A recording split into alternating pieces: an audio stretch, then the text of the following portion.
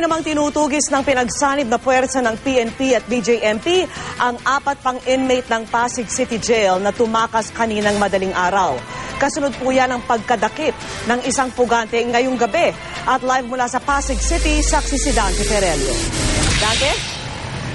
Yes, Vicky, habang hindi pa rin natatagpuan yung 4 na puganteng tinutugis ng mga otoridad, ay mahigpit na binabantayan ngayon ng Pasig City Jail.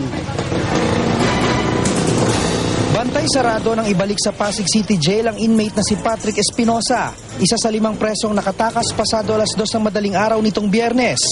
Mismong kamag-anak daw ang nagturo sa kanya, kaya nahuli sa Tanay Rizal pasado alas 6 ngayong gabi.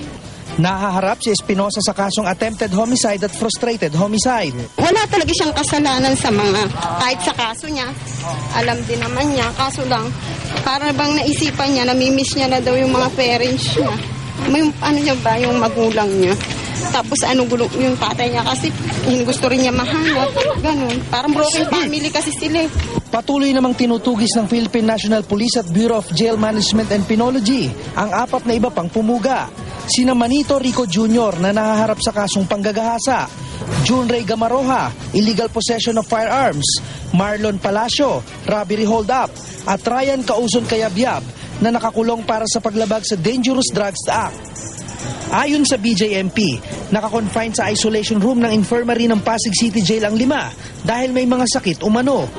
Pero sinamantala raw ng mga ito ang pagkakataon para lagariin ang rehas ng infirmary at mula rito'y tumalon sila sa bakod. Nakita naman daw ng mga jail guard ang 5 habang papalayo sa City Jail, pero bigo silang mahabol ang mga ito. Sa ngayon ay lalo pang hinigpitan ng seguridad sa Pasig City Jail para hindi maulit ang insidente ng pagtakas. Hindi na rin pinayagang makapasok ang media sa loob.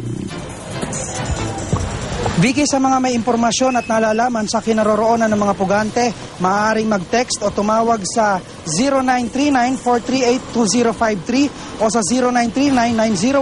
0939-901-7588. At live mula rito sa Pasig City, ako si Dante Perello, ang inyong saksi.